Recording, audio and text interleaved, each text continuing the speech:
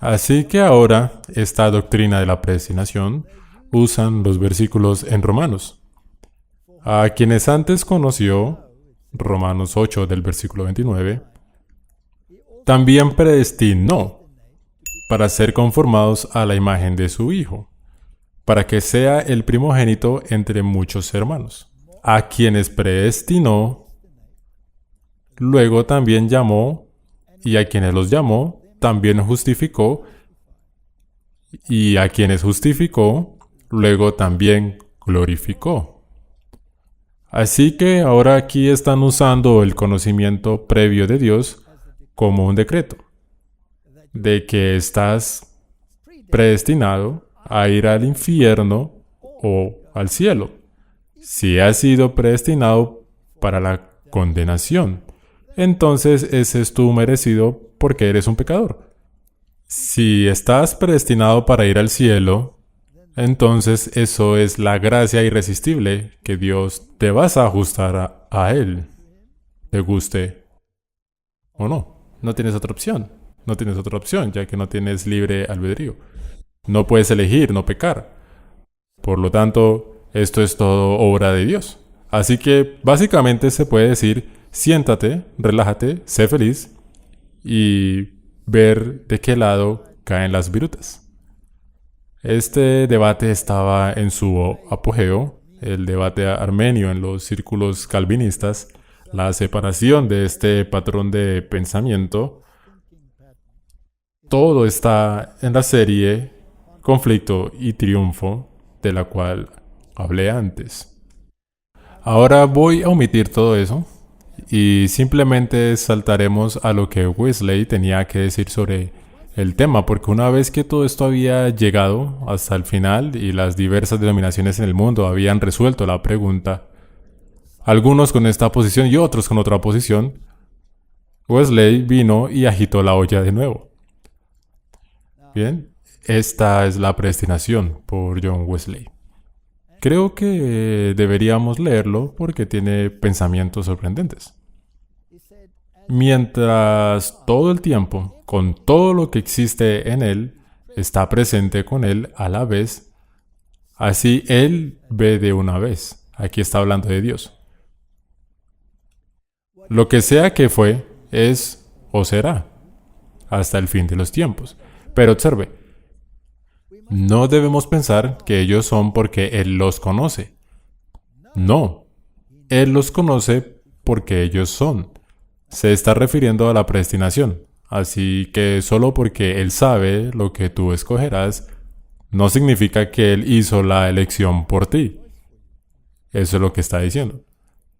Es como si se me permite comparar las cosas de los hombres con las cosas profundas de Dios, conociera ahora que el sol brilla. Sin embargo, el sol no brilla porque yo lo conozca. Lo conozco porque brilla. Mi conocimiento supone que el sol brilla, pero en ninguna manera produce su brillo. De la misma manera, Dios sabe que el hombre peca porque Él sabe todas las cosas. Sin embargo, no pecamos porque Él lo sepa. Correcto. Eso es muy importante.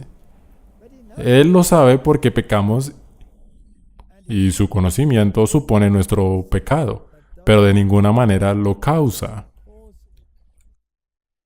En una palabra, Dios mirando todas las edades, desde la creación hasta la consumación como un momento y viendo en una vez todo lo que hay en el corazón de los hijos de los hombres, conoce a todos los que creen y no creen en cada época o nación. Sin embargo, lo que Él conoce, sea fe o incredulidad, no es causada de ninguna manera por su conocimiento. Los hombres son tan libres para creer o no creer como si no lo supieran en absoluto. Él está argumentando y diciendo que la predestinación es diabólica. De hecho, va tan lejos como para decir que hace a Dios peor que el diablo, porque entonces se convierte no solo en el autor del mal, sino que te va a condenar al sufrimiento eterno, a pesar de que tú no tenías ninguna elección en el asunto. Sí, entonces de hecho te creó para morir. Te creó para morir y sufrir eternamente. o te creó para experimentar la dicha eterna, basado únicamente en su elección y no la tuya. Pero Jesús dijo, ni yo te condeno.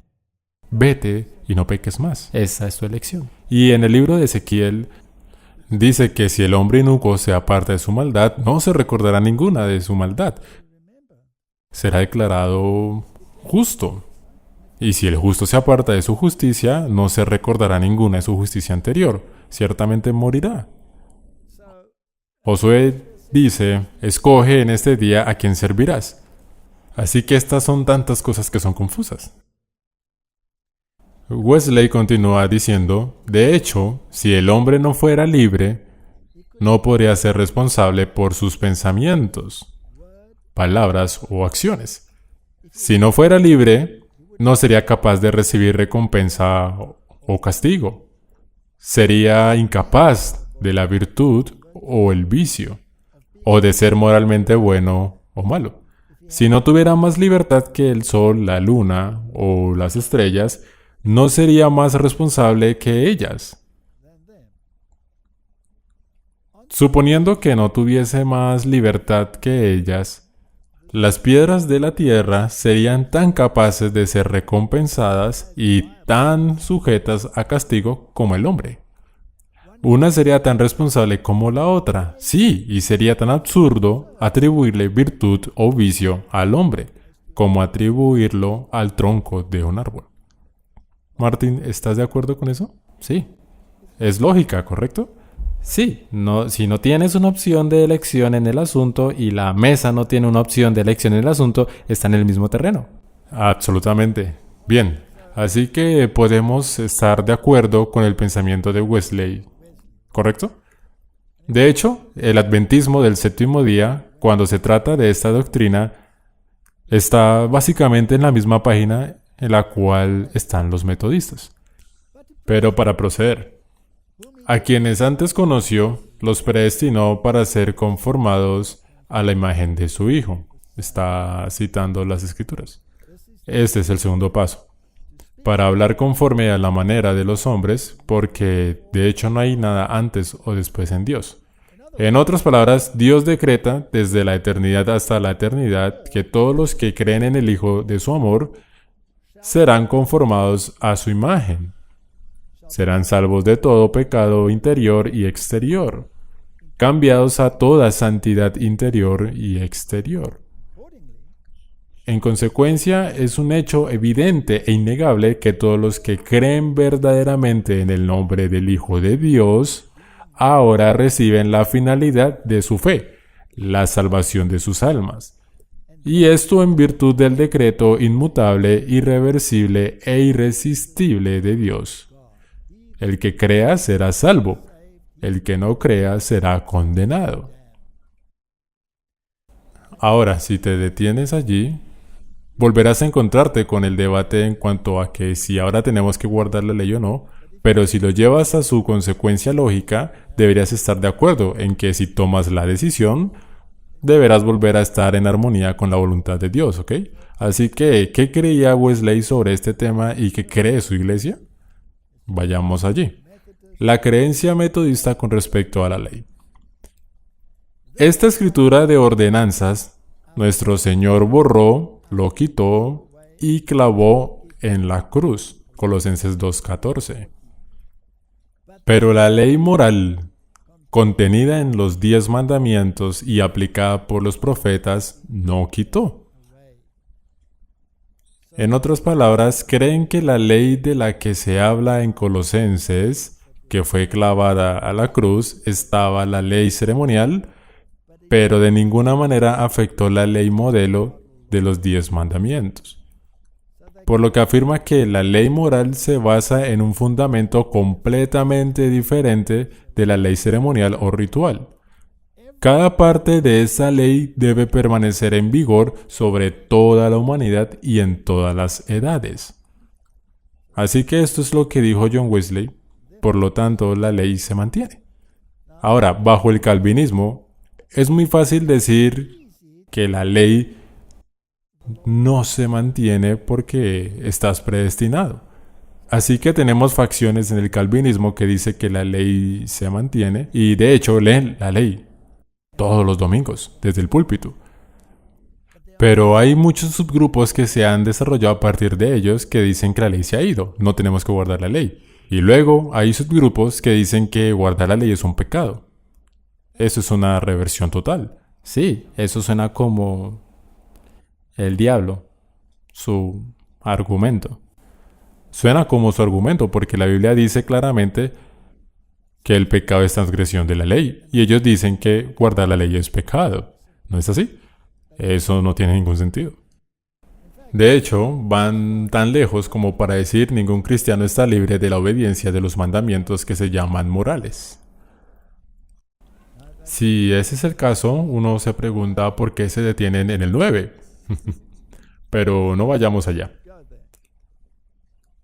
Ahora, si queremos entender esta doctrina de la base del pecado y estamos en dirección a la perfección cristiana, que es una verdadera manzana de la discordia, entonces, solo a la luz del santuario puede entenderse la doctrina de la salvación. Y por eso el mensaje del santuario es de suma importancia y me parece que la mayor parte del cristianismo lo ha perdido de vista. No saben de qué se trata porque la mayoría del cristianismo lo ven en el Antiguo Testamento, por lo que no es aplicable.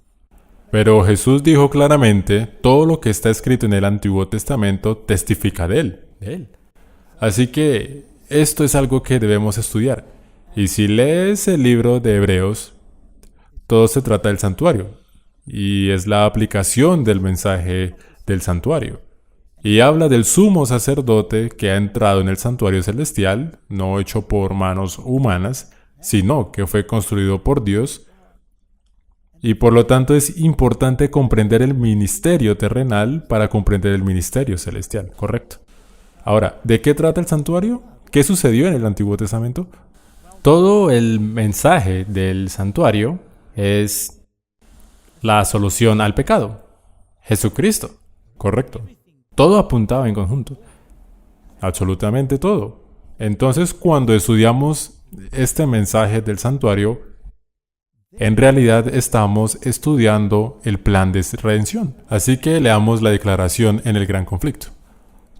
Todos los que han recibido la luz sobre estos temas deben dar testimonio de las grandes verdades que Dios les ha confiado. El santuario en el cielo es el mismo centro de la obra de Cristo en favor de los hombres. Concierne a cada alma que vive sobre la tierra. Se abre para mostrar el plan de redención, llevándonos al cercano fin del tiempo y revelando el resultado triunfal de la contienda entre la justicia y el pecado. Es de suma importancia que todos investiguen a fondo estos temas y puedan dar respuesta a todo el que les pregunte la razón de la esperanza que hay en ellos. Ahora, este mensaje del santuario es el plan de redención y tenía que ver con las ofrendas por el pecado. ¿Quién se convirtió en la gran ofrenda por el pecado para nosotros? Jesucristo. Y tenía el sacerdote involucrado. Ahora, ¿quién se convierte en el sumo sacerdote? Jesús. ¿Y qué dice el libro de Hebreos? ¿A dónde entra el sumo sacerdote? Entra al lugar santo y luego al santísimo. Correcto. Así que si miras el santuario, como lo tenemos representado aquí, había una pared de lino blanco y su alrededor, y la Biblia nos dice claramente que el lino blanco representa la justicia de Cristo, ¿correcto? Y había una puerta, y Jesús dice, yo soy la puerta. Y había cierta cantidad de pilares y todo. Cada detalle es importante. No vamos a hacer una lección del santuario, pero lo primero que vas al entrar es el altar del holocausto. Así que cuando entras por esta puerta, que es Cristo, inmediatamente te rodeó este muro de lino blanco que es la justicia de Cristo y esa es la justificación. Esa es la justificación cubierta por su justicia. Así que aceptas a Cristo, vienes a Él y lo primero que se ve es el altar que representa la cruz. Y allí el cordero era sacrificado, que representa a Jesucristo. Y su sangre era colocada sobre los cuernos del altar y los sacerdotes internalizaban una pequeña porción después de que los pecados habían sido transferidos en tipo al cordero por la confesión. Y el sumo sacerdote llevaba el pecado en tipo en nombre del pecador. ¿No es increíble? Asombroso. Y luego lo siguiente era la labor. Ahora, cuando tú aceptas el sacrificio viviente de Cristo, cuando te das cuenta de que eres salvo por su sangre, luego viene el lavamiento del renacimiento. Así que pasas por el proceso del bautismo, mueres a tu hombre viejo y te levantas en una nueva vida en Cristo. Y ya no eres tú el que vive, sino que Cristo vive en ti, lo que básicamente significa que tus atributos caídos son reemplazados por sus atributos. ¿Sí? Atributos no caídos. Y no por un gran esfuerzo de tu parte, sino por su imputación. ¡Qué hermosa doctrina! Y luego ese sacerdote tomaría una ofrenda para sí mismo, porque él también era un ser humano pecador, pero Cristo no tenía pecado. Y llevaría esta ofrenda con su sangre al santuario, de la manera en que aquí la llevó al santuario, y allí él lo colocaría en los cuernos del altar para que el registro de todos los pecados confesados se registrara allí. Y en este primer compartimiento, por aquí estaba el candelabro, ¿sí? El altar del incienso y la mesa del pan, de la proposición, ¿correcto? Y representan a Cristo, la luz del mundo, y su palabra, que es la lámpara a mis pies, y tienes que interiorizar esto. Él fue el gran mediador haciendo aceptables tus oraciones a Dios, reinstalando la comunicación, ese humo que subía, la justicia yendo, mezclada con las oraciones de los santos, y luego el cuerpo. Este es mi cuerpo que por vosotros es dado, para que lo internalices. Internaliza mi carácter. El pan de vida se llama santificación. En otras palabras, por la luz de la palabra, comunícate conmigo. Ve y no peques más. Y aprende lo que significa internalizar mi carácter para que el mundo pueda ver la diferencia. Eso es lo que pasa allí. Y luego el lugar santísimo, donde tenías el arca del pacto. ¿Por qué se llama santísimo? Porque allí está la base de su gobierno, la ley. Y por encima de ella estaba el propiciatorio, ¿sí? Y era su trono. De nuevo representa a Cristo. Y el propiciatorio, en otras palabras, te protege de la condenación de la ley que cargó sobre sí mismo. Es tan hermoso. Es increíble.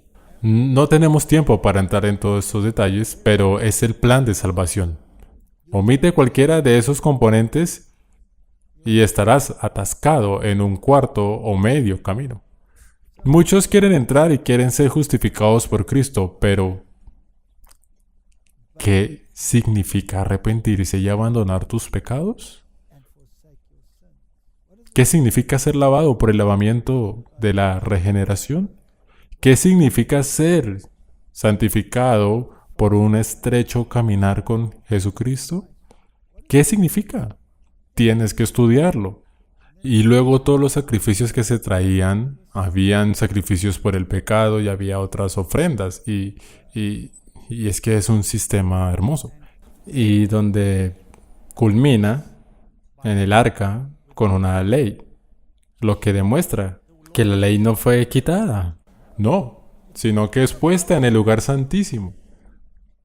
Hebreos capítulo 2, versículos 3 dice, ¿cómo escaparemos si descuidamos una salvación tan grande que al principio comenzó a ser hablada por el Señor y nos fue confirmada por los que lo escucharon? Así que el estudio del plan personal de salvación es importante, Martín. Sí, tenemos que estudiarlo, realmente importante. ¿Es posible descuidar una salvación tan grande? Sí, sí. ¿Es posible malinterpretar una salvación tan grande? Sí, si no estoy dispuesto a dejar mi yo fuera del camino. Así que ahora llegamos a un tema bastante complicado. El problema de no tener mancha ni arruga. En el libro de Efesios capítulo 5 leemos: maridos amen a sus esposas, así como Cristo también amó a la iglesia y se entregó a sí mismo por ella. Así que aquí está usando un tipo, la relación de un matrimonio, y se lo aplica a la iglesia, para poder santificarla y limpiarla con el lavamiento del agua por la palabra. ¿No acabamos de ver esto en el santuario? Sí. La luz, la lámpara. Tu palabra es una lámpara a mis pies. ¿Y el lavamiento del agua que simboliza la limpieza del pecado? Sí, el bautismo. Para que Él pueda presentarse a sí mismo una iglesia gloriosa que no tenga mancha ni arruga ni nada por el estilo, pero que debe ser santa y sin mancha. Así que, leyendo estos versículos, Martín, ¿quién está haciendo la limpieza? Jesús. Jesús, ¿correcto? Es increíble. Él está haciéndolo todo. Él está haciéndolo todo. Incluso, Él está presentándose a sí mismo una iglesia gloriosa. Él está haciendo todo. Solo tienes que dejarlo hacer. Bien, esta iglesia tiene que estar sin mancha ni arruga. No debe tener mancha. Ahora, Él fue el Cordero sin mancha. En otras palabras, esta iglesia debe reflejar la justicia de Cristo. Ahora, aquí está donde se pone difícil, ¿sí? Y aquí es donde el debate se ha desatado a través de los siglos y donde la sangre fluye por las calles. Nada en este mundo es tan querido por Dios como su iglesia.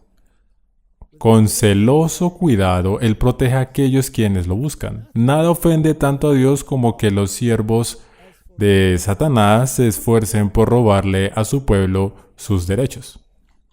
El Señor no ha abandonado a su pueblo. Satanás señala los errores que han cometido e intenta hacerles creer que así se han separado de Dios. Los ángeles malignos buscan por todos los medios desanimar a los que luchan por la victoria sobre el pecado. Presenta ante ellos su indignidad pasada y representan su caso como perdido.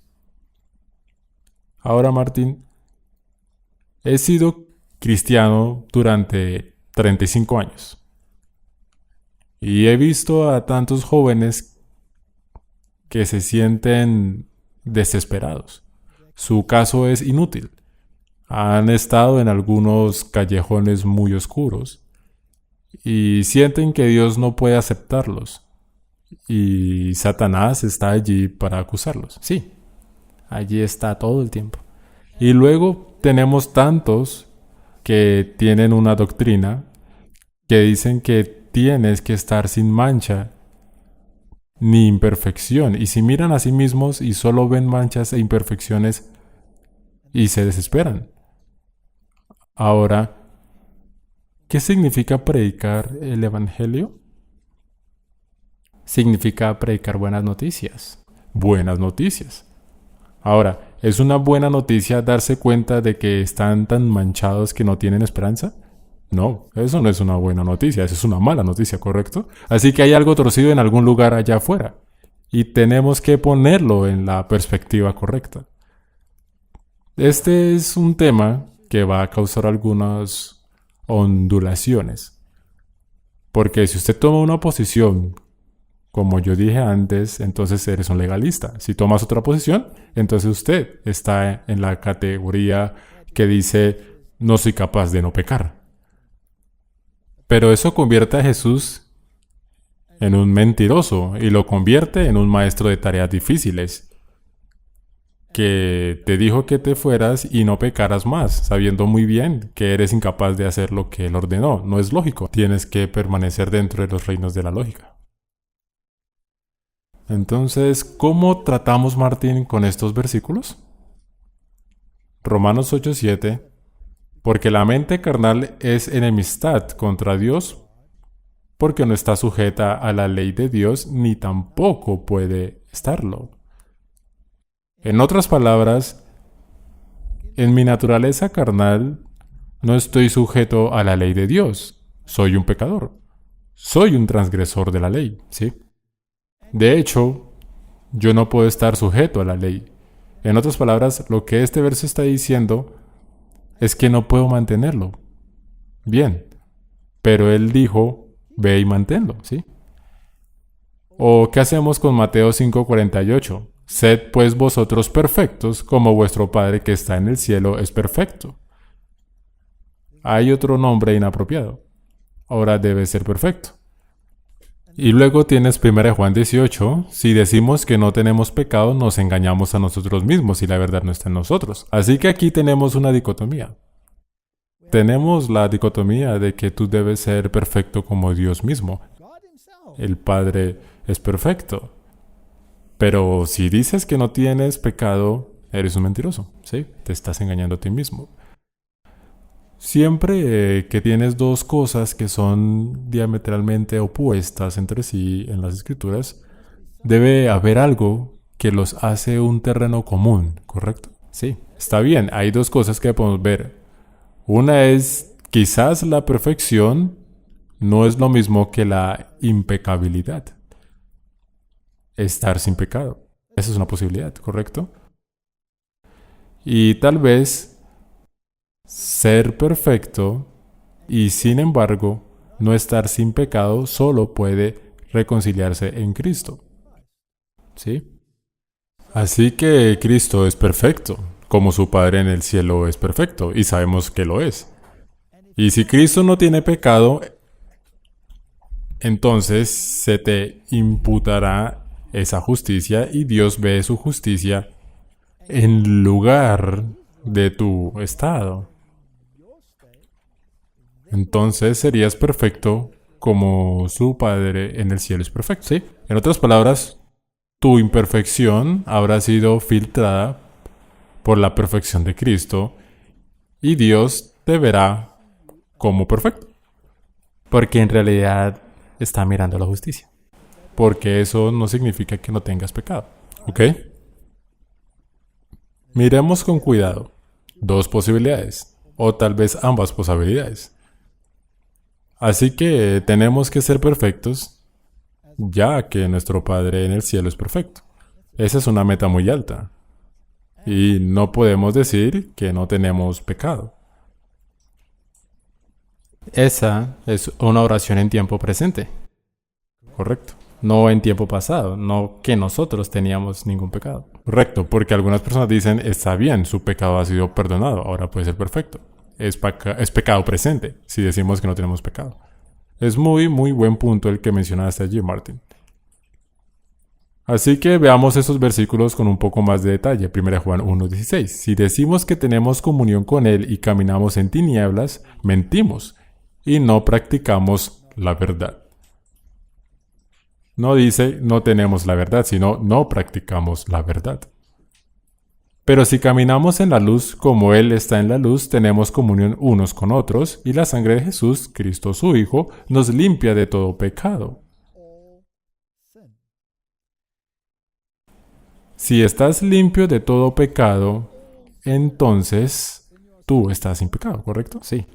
Pero dice que yo no puedo decir que yo no tengo pecado, porque yo soy un pecador, ¿sí? Pero por decreto, Él puede declararme sin pecado, ¿correcto? Correcto.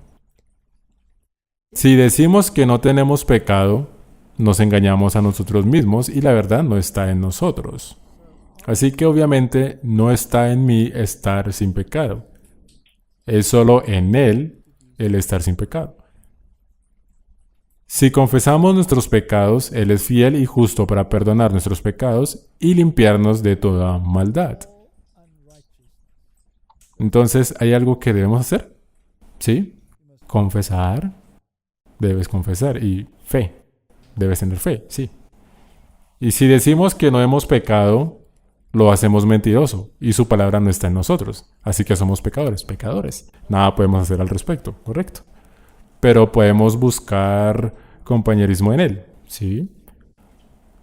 Así que si vamos a Romanos capítulo 3, versículo 23, dice que todos hemos pecado y estamos destituidos de la gloria de Dios. Así que esa es nuestra condición, ¿correcto? Correcto.